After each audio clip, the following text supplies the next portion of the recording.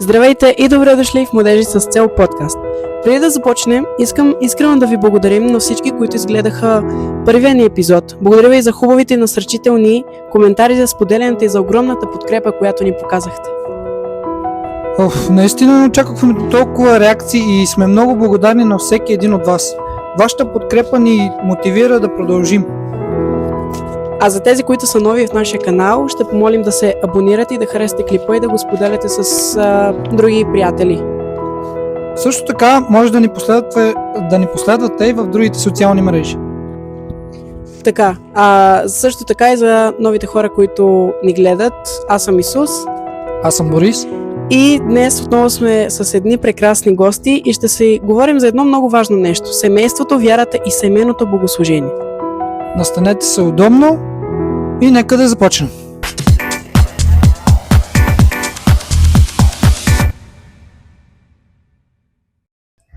Ето ги нашите прекрасни гости. Здравейте, как сте днес? Здравейте, благодаря, много сме добре. Благодарим на Бога, добре сме. Благодарим на Бога, че Бог ви изпрати. Дано всичко да мине според Божията воля и дано много хора, които гледат клипа, да се насърчат и да си извадят много важни поуки. Амин. Нека да започнем с първия въпрос, той ще от мен. Как мина вашата седмица днес? Или общо взето как мина вашата седмица?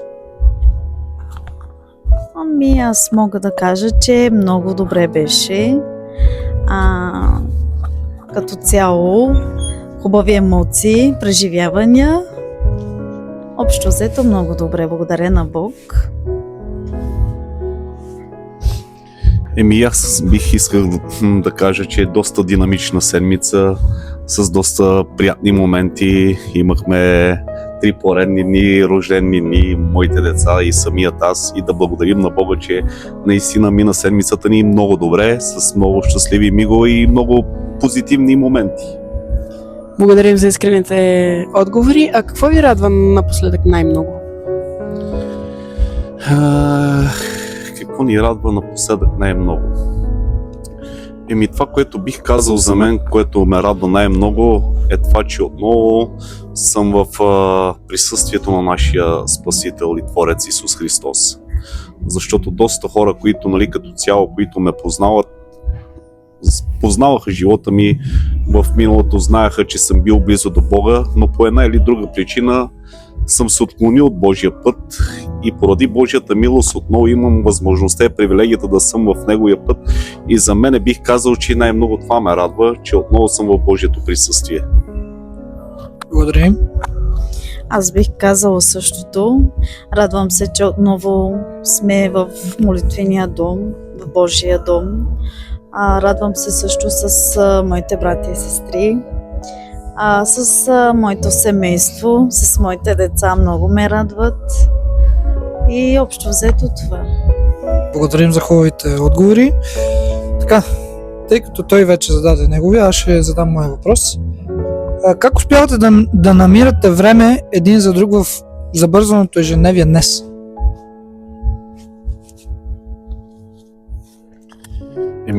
Аз бих отговорил,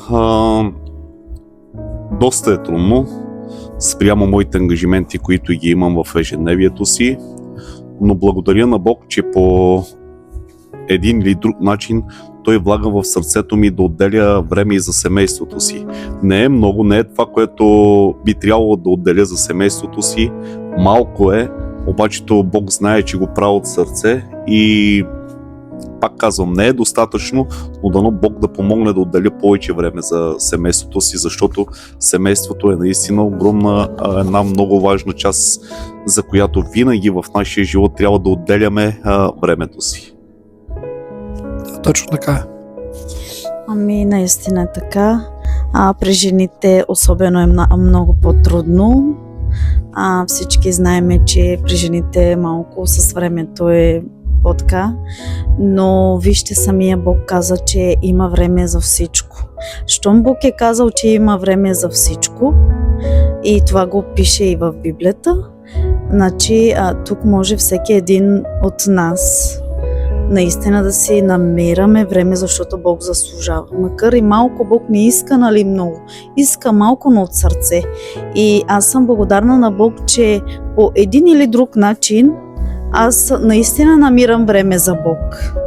Аз обичам да пея и винаги това ме радва и ме стопля, така и ме доближава до Бог, нали.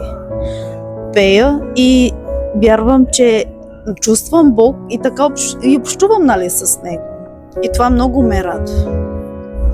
Благодарим за отговора.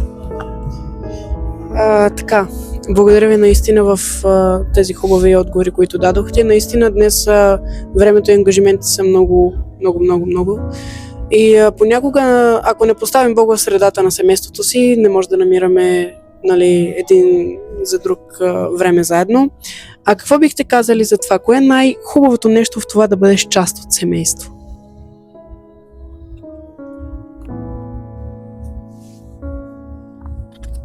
Семейство имаш предвид... Да бъдеш Имаш част от семейство. Какво е хубавото за вас? Хубавото е да си част от семейство, когато си значим и ценим от ответната страна. Това е хубавото да си значим в едно семейство. Да знаеш, че ответният човек или път деца, или жена те ценят и просто така чувстваш една специалност вътре в самия себе си. Защото по-хубаво чувство няма от това да чувстваш, че си специален в нечии очи. И в тези очи, примерно, е най-хубаво да си специален в семейните очи. Това бих казал аз. Благодаря. Да, наистина. Аз благодаря на Бог, че ми подари, нали, такова прекрасно семейство и съм част от това семейство. И благодаря на Бог, че имаме тази възможност да изпитваме това чувство. Особено аз, че съм част от семейство, че имам деца, съпруг. Защото знаеме, че много семейства липсват, как да кажем, деца, примерно, нали, семейство. И да, при нас смисъл. Има хора, които, нали, си отидоха за жалост от този свят, който оставиха огромна болка, но с вяра и знаеме, че един ден ще се срещнем в небето, нали, ще се видиме при Бог. Но като цяло аз чувствам това благословение и се радвам много, че съм част от нашето семейство, както и най-вече нали, един ден Бог е обещал, че ще бъдем едно цяло и семейство от църквата с братя и сестри и като цяло при Бог. Благодаря. До сега разбрахме, че вие поставяте Бог на първо място и това да си част от семейство за вас означава едно разбирателство, любов от синовете, дъщерите и от самите вас. Нали така? Да. Благодаря за хубавите отговори, които дадохте. Аз тук съм си записал един стих. Исус Навим 24:15. Аз и моя дом ще служим на Господа. Както вие подчертахте и двамата, вмъквате и Бог, даже го поставяте на първо място. Това, нали, води до здравото семейство, както и вие казахте. Нека продължим с другите въпроси. Кои са най-важните ценности в едно семейство? Най-важните ценности, бих казал, в едно семейство, първо е пак, нали, стигаме до Божията любов, която, нали, Бог ни е подарил това чувство да изпитваме в нашите сърца. Това е най-важното чувство в нашия живот като семейство. Второто бих подчертала доверието, разбирателството, нали, на трето място и на четвърто. Все добродетели, които донасят благоденствието в едно семейство. Но най-важното е в едно семейство да имаме Божията любов. Защото ако я нямаме Божията любов в нашите сърца, тогава едно семейство не е здраво стъпило на земята. И колко и ще да се опитваме по човешки сили, нали, да преодолееме и да живееме по този начин, ако я нямаме Божията любов, ние няма как да устоиме в семействата си, защото много добре знаеме, че дяволът по един или друг начин много атакува, особено напоследък в семействата, както и в миналото. И затова бих казал за мен, че любовта е най-важната в едно семейство. Точно така. Благодарим за хубавия отговор. Бог е събрал мъжа и жената и както, нали, знаеме, нали, аз също така чувствам, защото Бог ми е събрал като цяло. Той знае сърцата ни, знае помислите, знае всичко. Знае кой на кого пасва. Той избира смисъл хората, двойките. И аз знам и вярвам, че Бог не напразно ни избра да сме семейство, за което съм много благодарна и много ценя това. Наистина любовта е на първо място. Защото ако ние нямаме тази любов, ние няма да имаме разбирателство, няма да се разбираме, няма да има мир, спокойствие и всичко останало, за което съм много благодарна на Бог, защото първо обичаме Бог и след това сме ние. Благодариме. Така, аз ще задам, вие отговорихте, нали, кои са важните ценности за вас. Този въпрос е малко по-различен. Колко е важно комуникацията между членовете на семейството? Комуникацията е доста важна в едно семейство, защото аз често пъти изпитвах това чувство като липсва в моя живот. Защото не си комуникирам често с моята съпруга и това е доста един лош момент в моя живот, бих казал, и забелязвам го в доста други семейства, че има нужда, необходимост да има комуникация помежду половинките си.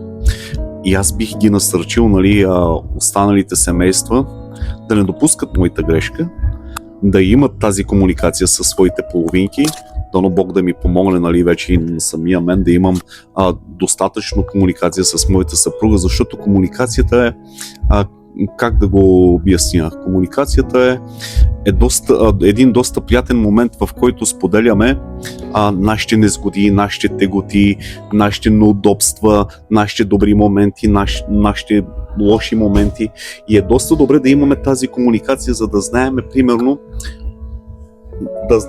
моята съпруга от какво се нуждае, какво ми липсва, какво куца в моя живот, а доста пъти не допускам тази комуникация и тя ми изиграва доста лоша шега в моя живот. Затова насърчавам, нали, всички, които ще гледат клипа, да имат нужната комуникация с семействата си, защото, пак казвам, това ще допринесе за нашето сплотяване в нашите семейства. Амин. Да, той наистина, както е, нали, се изказа, наистина е така, но пък аз не съм така. Аз му казвам всичко, споделям му и не се притеснявам да кажем от какво имам нужда, и съм по-склонна така, доколкото той не ми казва, като че ли не знам, мисля, че ще ме обремени или да не го мисля, не знам защо така, но аз пък съм обратно, аз всичко му казвам, споделям каквото ми тежи или каквото имам нужда, аз му казвам. Това е хубаво. Има ли нещо да добавиш или аз да кажа? Да кажа аз нещо. Наистина комуникацията между семейството е много важна, както почита, нали, батко Христо. Наистина, за да споделиш, нали, с твоя другар в живота, за да израствате в проблемите си заедно, това е доста важно, нали. И аз, нали, бих попитал нашите зрители, колко е важна комуникацията в едно семейство според вас? Може да напишете долу в коментарите. Аз бих казал по този въпрос, нали, те казаха доста неща, от много, които вярни. Аз ще го кажа по същия начин, само че по мой начин. Комуникацията е като мост между хората. Когато се слушаме и разговаряме с уважение, много недоразумения могат да се избегнат. Имам и стих между другото, Яков 1.19. Всеки човек да бъде бърз да слуша, бавен да говори и бавен да се гневи. Амин. Заповядай. Преминаваме към семейното богослужение. Първият ми въпрос към вас е: колко е важно семейното богослужение за вас? И как протича то? Семейното богослужение, пак бих казал, доста един специален момент, в който наистина ние като семейства трябва да отделяме време за Бога. Тоест, както подчерта съпругата ми от начало, тя може да пее, аз благодаря на Бог, мога да свиря и чрез това, чрез тези наши дарби, които Бог ни е дал, ние трябва да работим в Неговото дело, в нашето семейство. Точно така. Благодариме. Аз тук се сещам, докато бях малка, с моите родители, нали? Благодаря на Бог, че ми подари такива прекрасни родители.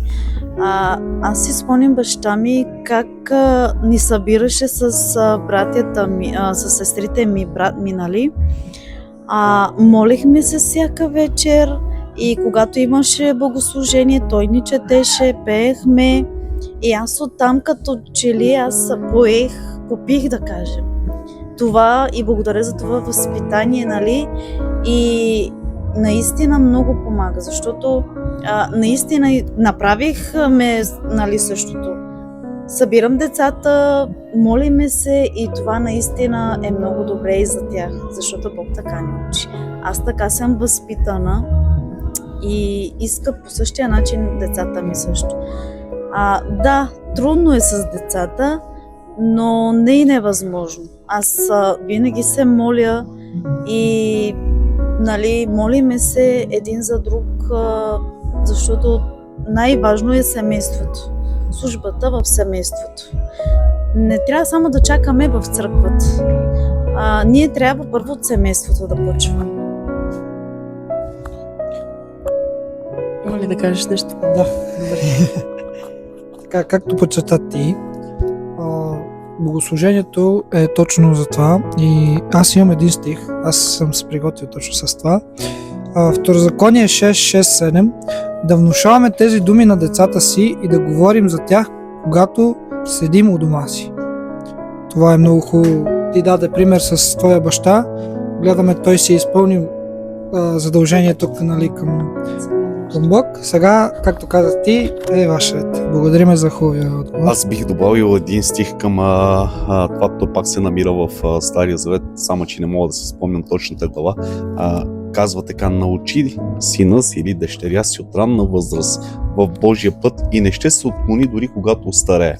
Затова бих подчертал, че семейното богослужение наистина трябва да бъде много важен принцип като християни в нашия живот, защото ние трябва да изградим тези мисли, този начин на живот на нашите деца, за да може, когато, нали, един ден поемат по Божия път, те да си спомнят това, което ние сме направили за тях.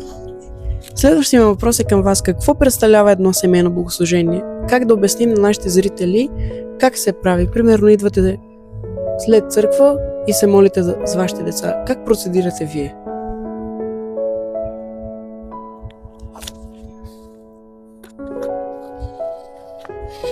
Ако трябва да бъдем искрени, често пъти не го правихме това нещо в нашия живот. И това ни изигра доста лоша шега през последните 5-6 години. Как трябва да процедираме, ти беше въпроса след богослужение, когато се приберем. Трябва да процедираме последния начин. Ние трябва с любов да подканваме нашите деца, било то за молитва, било то за някоя песен, било то нещо за прочитане от Божието Слово. Трябва да ги подканиме с любов.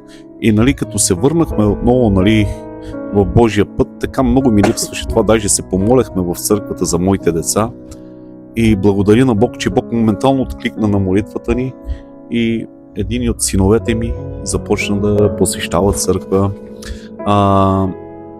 дори свири, включва се вече и в пенето и благодаря на Бог, защото Той чува молитвите ни. И защо е важно да има семейно богослужение? Точно поради тази причина. Да учиме децата си на добродетелите, които изисква Божите принципи от нас, а т.е.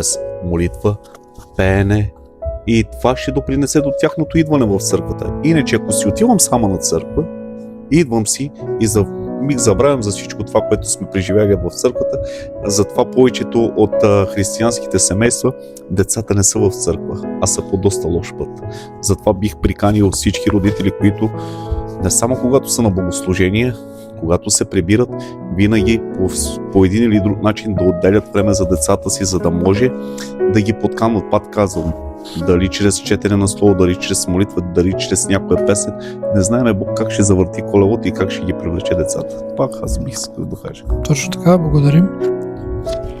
Ами аз бих казала, че ние като се прибираме, нали, от църква и те знаят вече и деня, ами ние този ден, цял ден го даваме на Бог, нали. Те знаят кога, нали, баща им на работа и заед през седмицата, нали, няма време, но когато знаят, че е време за църква и те се пренастройват, както и ние, те знаят, нали. Големия ми син, нали, той по-разбира така и повече, нали, има връзката, доколкото с малкия по-трудно, той повече в телефона, да кажем, на игри, нали, отделя повече време и така се отдръпва, нали, но вярвам, че Бог и на него ще помогне. Те, нали, са предадени, тримата са посветени на Бог. И аз вярвам, че Бог няма да ги изостави, нали. Момичето пък е малка и тя също знае. Знаят си, като идва деня за църква и дори момичето, хайде мамо, правиме се, подготвяме се, знае, нали. Дори стана интересно, защото я кара там да чете, нали, за децата. И така идва и ми казва: мамо, аз чета за децата от Библията. Викам: това е добре. И така изпитвам радост, нали, защото те виждат от нас и попиват и приемат, за което съм благодарна на Бог, че по такъв начин действа и благослави. Благодаря ви за искрените и прекрасни отговори. Наистина е много важно това богослужение в едно семейство. Разбрахме, че чрез това богослужение вашите деца вече знаят за Бог. Единия пее, свири, другия също така, момичето и тя знае за Бог. Знам, че и пее и тя също така. Това са едни благословени от Бог. А какви други благословения сте получили чрез семейното богослужение? Аз бих казала, защото са много, просто не мога да ги изброя. Бог ме благославя, мен, семейството, децата по всякакъв начин. Всяка сутрин аз като се събуждам, Бог с това ме благославя, че се събуждам, че се отварям очите и че съм жива и здрава, за въздух, за всичко. За децата ми, че ги пази винаги постоянно и закриля всички. Благославя ни със средства, с всичко, с сили, с здраве. Просто много, много благословени. Благодаря. Както каза съпругата ми, наистина Бог ни благославя много и благодарим на Бога за тази негова милост, защото всичко е незаслужено. Не го заслужаваме, но поради голямата си милост Бог ни благославя. Както каза, но най-много, чрез което ни благославя Бог, е здравето.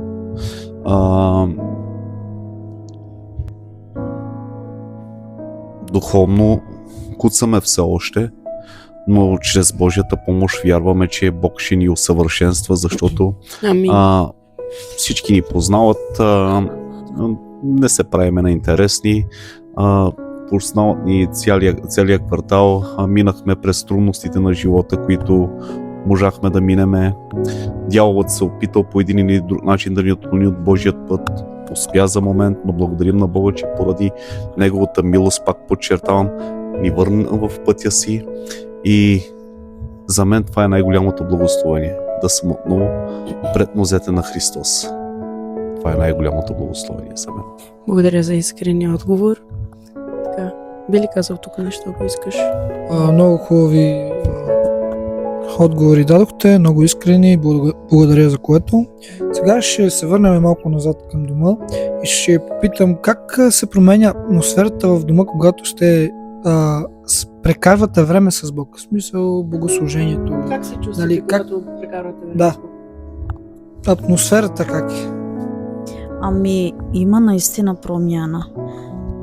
Когато допускаме Бог и вършиме Неговата воля, Неговите неща, по-друго е смисъл, няма да допуснем и няма да има изкушение, т.е.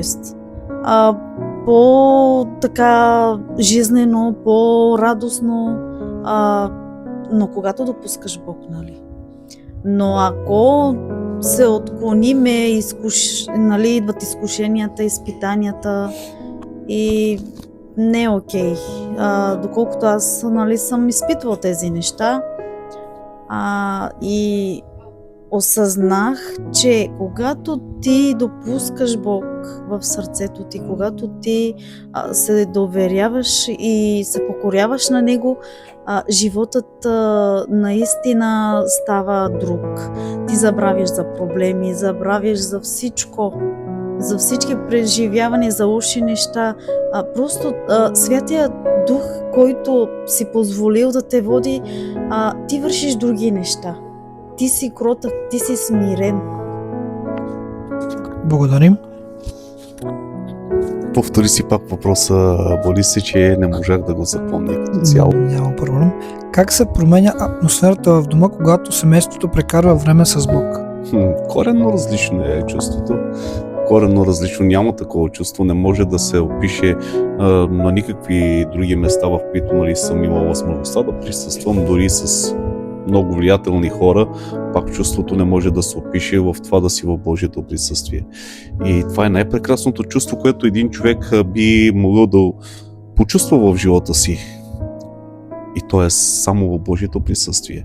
Хвалението, молитвата, просто този копнеш, тази благодат, която може да я почувстваш в Божието присъствие, никъде другаде. Просто не вярвам, ако има такъв човек, както казва Исус, нека да пише долу в коментарите, че няма такава благодат. Където и да е ходил, каквото и да е правил, освен Божието присъствие, такова преживяване няма.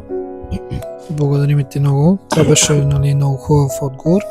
И аз бих допълнил, че когато Бог присъства в дома, се усеща повече мир, както ще допълня, както каза сестра Джеси, се усеща повече мир и разбирателство и любов. Това не означава, че няма, нали, трудности. Както, нали, усеща се, както каза ти, с мир, любов и се усеща много по-различно, но се усеща коренно различно, както допълни. И тук имам пак стих, Йоан 14:27. Мир ви оставям, мир ви давам аз. Амин. Амин, наистина. Нека имате мир в цялото семейство. Амин. Един ден наистина да почувствате наистина тази огромна, все повече и повече любов.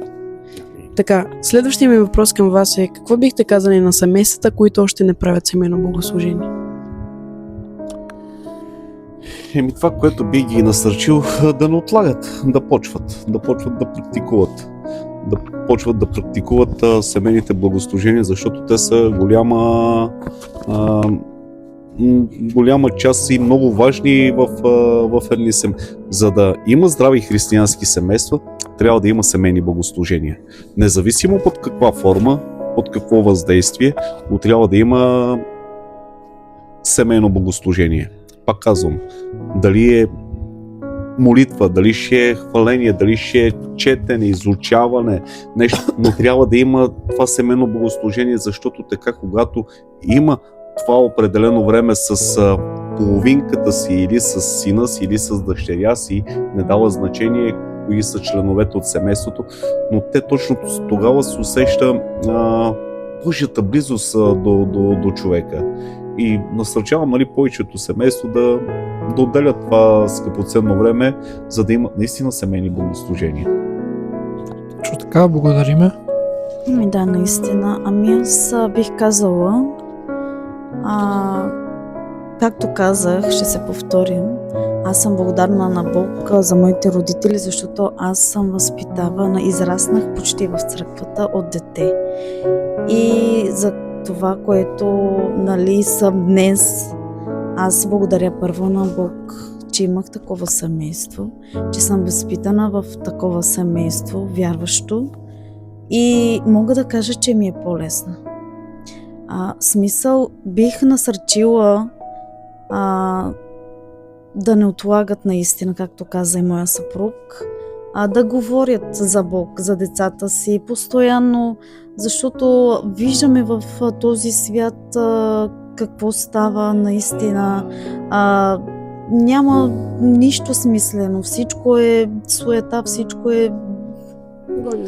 Да, по-скоро каквото и да не отлагат, да говорят постоянно за Бог, да им четат за християнските семейства, наистина. Много е трудно и знаем, че има пастори, които децата им не са в църквата, почти в света, и е много трудно. Борят се, но бих казала, че трябва повече внимание за децата и за семейството. Службата тръгва от семейството, а не да отивам аз да говоря на комшийката първо, а пък моето дете не знае за Бог. Това е една голяма грешка. Точно така. Благодаря Бог много. ни учи първо децата, семейството, и тогава да даваме пример чрез семейството, и тогава да учим и другите, нали? За което му благодаря, че аз съм така възпитана, израснах в църквата, така и повярвах и ми е по-лесно. И искам същото и с децата ми да бъде.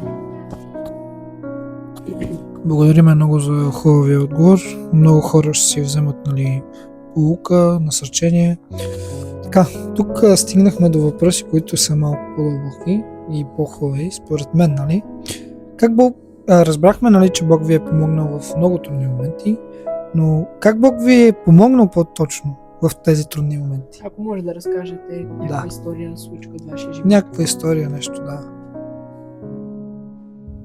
Знаеме, че имате. Да. Нещо, което ще насърчи хората. Да. Както казва моята съпруга, наистина нещата са много, които, нали, благодаря на Бог, че като цяло ни съхрани с моята съпруга, защото, пак казвам, аз съм човек, който съм бил винаги открит. Никога не съм се крил от грешките, които съм допуснал в живота си, и не бих се крил и в бъдеще, защото така трябва да сме. Човек, когато греши, трябва да има достоинството да си признава, че е сгрешил. Благодаря на Бог, нали, защото, пак подчертавам, че Той запази семейството ми, защото допуснах неща, които просто са отвратителни през последните 5-6 години. Пиех, какви ли неизвратени неща съм направил, но поради голямата Божия милост, Той всеки ден показваше колко много ни обичаше. Независимо каквото и съм вършил. Независимо каквито и простоти да съм вършил. Намерихте победа. Да. Кварталът знае, чуе, няма смисъл да ги разкажа, нали, пред камерата, обаче то само единствено мога да благодаря на Бог с цялото си сърце и душа, защото Той успя да съхрани и запази семейството ми. Защото ако не беше Той, ние до сега не трябваше да бъдем семейство. Но поради голямата Божия милост, ето, днеска заставахме пред вас, дори насърчаваме и други хора, които да си взимат пример от нас. Това са хиляди благодарности към Бог. Ами аз ще кажа благодарности.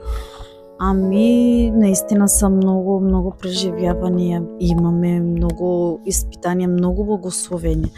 Ами ще кажа за моя съпруг, когато е паднал от третия етаж. Наистина Бог не е допуснал да му се случва нищо. Вие знаете, това е височина. И ти от колело да паднеш и се ожуваш и, нали, пак се нараняваш и те боли. Доколкото той, аз за съжаление не съм била тук, бях извън България и много зле беше, нали, като разбрах, но благодаря на Бог, че го опази жив и здрав. Нямаше му нищо, една дръскотина, дори казва, че не го болеше нито щупвания, нито нищо. И това е огромната Божия благодат, милост за това, че го опазил жив и здрав. А също така за моя син, по-малкия, той беше малък, падна на стълбите и си сцепи тук челото. Много зле, беше зашит, беше малък, не си спомням толкова колко години беше, мисля, че бил или на 5-6 годинки, някъде там. Пак така Бог показа милостта си и го опази, нямаше му нищо, защото знаете, на главата, на челото и може всичко да се случва, но благодаря на Бог, че нищо му няма. Единствено белега, но няма по-така, нали. И още едно ще благодаря за по-големия ми син. Той трябваше да му се направи операция от киста, за което благодаря на Бог, че не е допускал, имаше проблеми, много молитви и аз там видях наистина Божията милост, Божията благодат, че Бог беше с нас. Не е допускал той да мине на операция. Всичко мина добре, без операция, без нищо. Беше много страшно. Той почти беше приготвен за операция, нямаше пулс. Трябваше да му се направи упойка, доктор вика, няма как да стане операцията, викат, защото той няма пулс. Може, вика, да се случва всичко.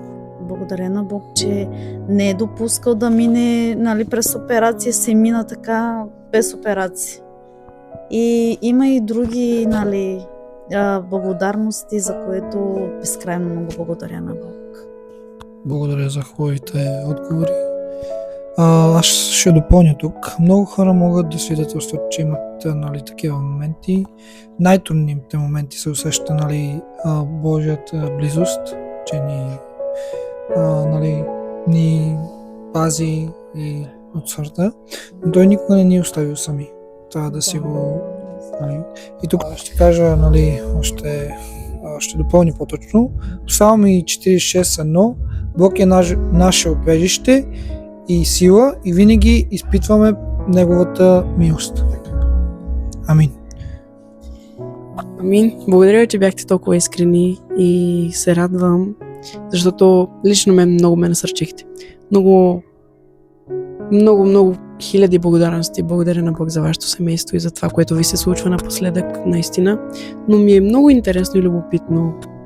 И искам да ви питам, какво ви дава сила да продължавате напред? Аз бих казала, че единствено черпя сила от това, че Бог през всички тези изпитания, през всички тези неща дава победа, сила и единствено това ме държи Бог.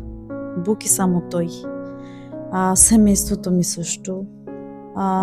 Черпя такава сила, не знам, и аз по някой път се чудя така и си мислям откъде толкова сила, откъде, но тук вече виждам, че Бог наистина дава победа, дава сила и е винаги с нас чрез тези трудности, изпитания, болести и всичко друго. Благодаря.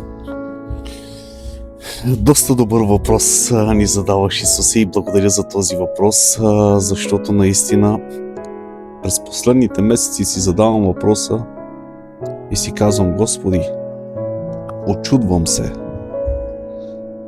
Съвсем сериозно казвам, Бог ми знае сърцето и си казвам: Господи, откъде тази сила, която си вложил в сърцето ми? Как издържам абсолютно на всичко, което дохожда до мен? Нямам отговор, но знам кой е до мен. И кой ти дава сила? Да. И благодаря на Бога за Неговата милост, защото наистина, ако не е Бог в живота ми, нещата щяха да бъдат коренно различни. Но благодаря, пак казвам, защото това е всичко по Божията милост. Колкото и ще трудно да се виждат някои неща в нашите очи, колко и неприемливи моменти да идват в нашия живот, благодаря на Бог, защото Бог дава винаги изходен път. Както на съпругата ми, така и на мен. И единствено само мога да благодаря на Бог за тази милост, която показва към нас. И насърчавам всичките, когато имат трудности, нека погледат и вниманието да бъде към Христос, защото само от Него може да очакваме избавлението. От никъде другаде. Благодаря. Следващия въпрос е: какво сте научили от изпитанията през годините?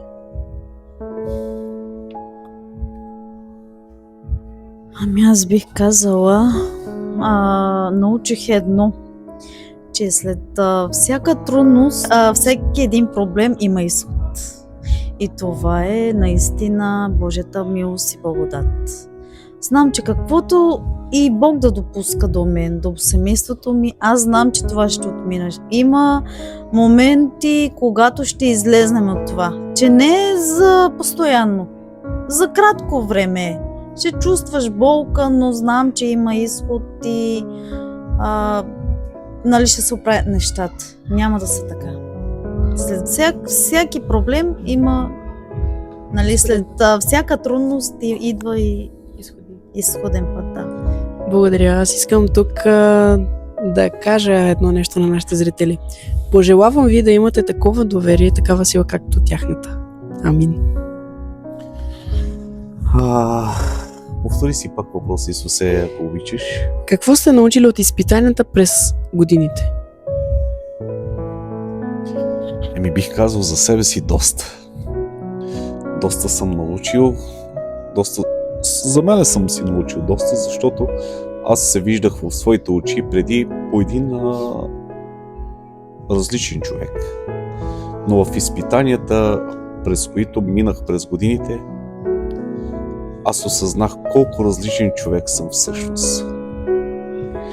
И този човек, който е различният в миналото, сега като си вече съм в бъдещето и си спомням за онзи човек, пак казвам, просто съм много разочарован от самия себе си.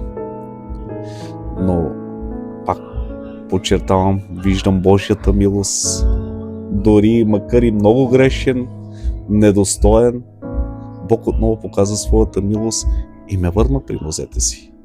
И бих казал специално за мен, че научих много от грешките си. Но благодаря на Бог за Неговата милост, защото отново имам възможността и привилегията да съм в Неговия молитвен дом, да му служа с семейството си. Най-много благодаря на Бог за семейството ми. Това бих искал да кажа. Благодаря. Много хубави и искрени отговори. Благодарим за което. Така, тук идва един въпрос, който бихте дали пример на всички. Как светът... Какъв съвет бихте дали на младите семейства, които ви гледат, които ще ви гледат? Благодаря за въпроса, Борисе, защото наистина е доста добър въпрос. Аз лично бих дал съвет на всички млади семейства и не само на младите, а дори на по-възрастните бих си позволил да дам съвет. Стойте колкото се може по-близо до Божието присъствие. Имайте повече общение с Божието Слово. Търсете, четете, пейте. Молитвата нека да ви бъде в ежедневието, в всекидневието ви. Дори когато си лягате в умът ви. Просто колкото зависи и имате възможност, Божиите принципи, Божиите приоритети, които са най-доброто за човека, те никога да не се отделят от вас. А колкото се може, допускайте Божието присъствие повече и повече и повече до вас, защото единствено не е гарантирано, че няма да идват проблемите до вас, напротив, но единствено и само човек може да устои, когато се намира близо до Божието присъствие, защото има една дума, когато човек има проблеми, дяволът е много близо до него. В същото време и Бог е близо до него. Но зависи на кого се поддаваме. Ако се поддаваме на нечестивия, естествено, че той ще ни завладее, както успя мене да завладее преди няколко години. Върших такива гласоти, които просто ме е срам да ги споменавам, но благодаря на Бог за Неговата милост, че отново ме срещна, отново ме върна. Затова бих насърчил всички вас Просто стойте колкото се може по-близо до Божието присъствие. Защото в него може да преминем дори и през огъня, но знаеме, че ще имаме изходен път накрая. Точно така. Аз бих казала същото, както моя съпруг. Наистина, на първо място трябва да е Бог. Виждаме днешно време напоследък много атаки в семействата. Виждаме дявола как по най-хитрия начин действа. Аз бих казала и бих насърчила с доверие да се уповават на Бог и да бъдат търпеливи с своите половинки в семействата си, дори след всяка трудност, проблеми, атаки, да не взимат бързи и пребързани решения, да се доверяват на Бог, да допускат Бог да казват проблема и да имат силната вяра, че Бог няма да ги изостави. Аз съм преживяла това нещо и бих казала, че това нещо действа. Наистина и ние имахме големи проблеми, атаки, но когато ти казваш и доверяваш се на Бог, Той винаги дава изходен път. Точно така, благодарим за отговорите. Аз ще допълня, нали? Както казахте вие, в началото на всяко семейство е важно навиците, които изграждаме, днес ще определят атмосферата в дома ни и днес или утре. Така, затова си струва да поставим Бог, както каза брат Христо, да поставим Бог на първо място, начало, нали, на връзката ни. И тук Притчи 3:5-6: уповавайте на Господа от цялото си сърце. Амин. Амин. Благодаря за хубавите съвети, които дадохте на нашите зрители. Следващия въпрос е: какво бихте искали младите хора да разберат за вярата? Според вас.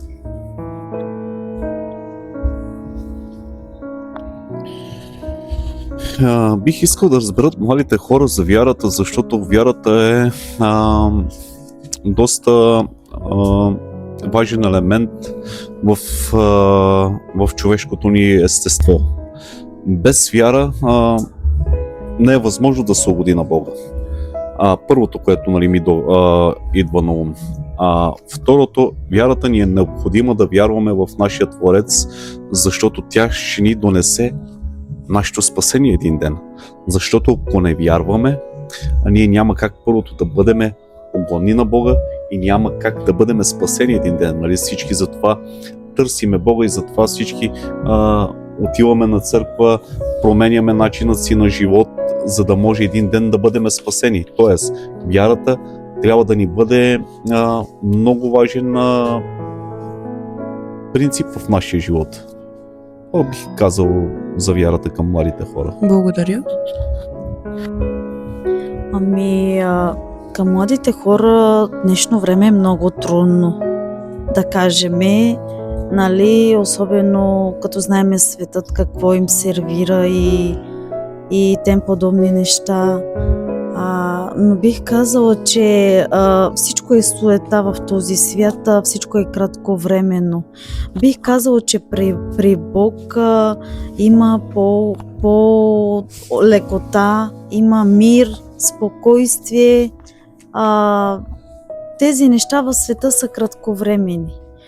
Но вярата в Бог укрепва и дарява благодействие, научава, нали, на покорство, научаваш се, нали, на мир, на смирение, доколкото света не дава такива неща кратковременни и всичко е суета.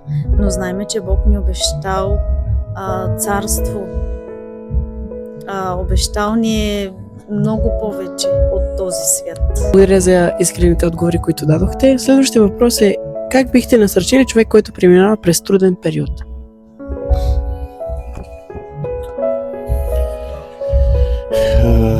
Бих насърчил човек, когато минава през труден период, точно в такъв момент ние трябва да показваме, че наистина се доверяваме на Бог.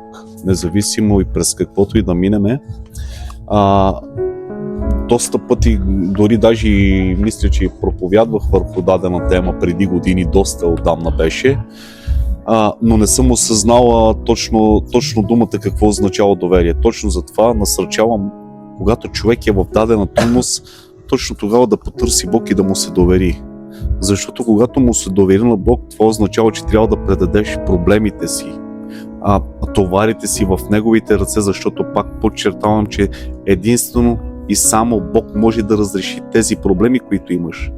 Или пък не дава значение проблеми, болести и тем подобни неща, които дохождат за незгодиите в човешкия живот. Трябва да се научим да имаме доверие в Бога. Защото когато се научим да имаме доверие в Бога, тогава ще виждаме и Божия принос в нашия живот. Т.е. ефектът, който Бог ще ни подари в нашия живот. Затова ви насърчавам, оставете, доверете се на Бог, защото само Той може да даде решение за вашите проблеми. Това бих казал аз. Благодаря. Аз бих насърчил хората дори в най-тежката болест, дори и пред смърт да са, те наистина да се уповават на Бог и да не се отчаиват, но да знаят и да имат вярата най-вече и да знаят, че нищо не губят в този свят, че ги очаква нещо по-добро, че ще се срещнат с Бог. И искам да ги насърчавам наистина да имат силната вяра в Бог и да не се отказват. Благодарим. И аз ще попитам сега един много хубав въпрос. Кой библейски стих или мисъл ви вдъхновява най-много? Аз мога да кажа... мен много така ме вдъхновява, ми дава надежда и просто ме подкрепва всичко останало в Исус Навин 1.9. Стиха, който казва: ето аз съм с теб, където и да си. Нали, в трудности, в проблеми Бог винаги е с нас. Благодарим. Аз бих казал следния стих: за всичко имам сила чрез онзи, който ме укрепва. Ти буквално ми взе думите от устата. Благодаря за което. Да. А сега аз ви благодаря, че бяхте нашите гости. Бог да ви благослови вас и цялото ви семейство. А на вас, нашите зрители, ви благодаря, че ни гледахте и който стоя до край, моля ви, пишете коментари, каквито пожелаете или какви насърчения бихте дали вие на нас. И на вас също, кой ви е любимия стих или мисъл? Може да напишете долу в коментарите. Благодаря ви, че бяхте с нас. Може да харесате видео или каквото пожелаете и да споделите видеото. Вие какво бихте казали? Ние бихме казали следните думи. Благодаря на Бог, че ви изпрати първо. Младежите от църква на адвентистите от 7-я ден във Вършец. Благодаря на Бог за вас като цяло, че Бог работи мощно чрез вас. Моля Бог всякога да работи, да ви използва в Неговото дело и насърчавам всички останали, които ще ни гледат в по-късен етап. Вземете се пример от нашите младежи, защото Бог иска със всеки един човек да работи. Той не гледа на лице какъв си, какво си правил. Той иска сърцето ти да види, за да може да работиш с теб. Бог да ви благослови. Благодаря. Аз бих казала да се уповаваме всички на Бог, както и вие. Да се укрепите в Божията вяра, в Божията любов. И с това нашето преживяване, надявам се всеки един от вас да сте насърчите и да има победа в вашите семейства, в вашите деца. И Бог да бъде с вас, бъдете благословени. Амин. Амин. Така, всеки, на който му е трудно да дойде в нашата църква или го е срам, тук ще оставяме нашите социални мрежи, някъде тук ще излезнат, за да се свържете с нас по някакъв начин и не се срамувайте да ни пишете. Сега ви казваме чао!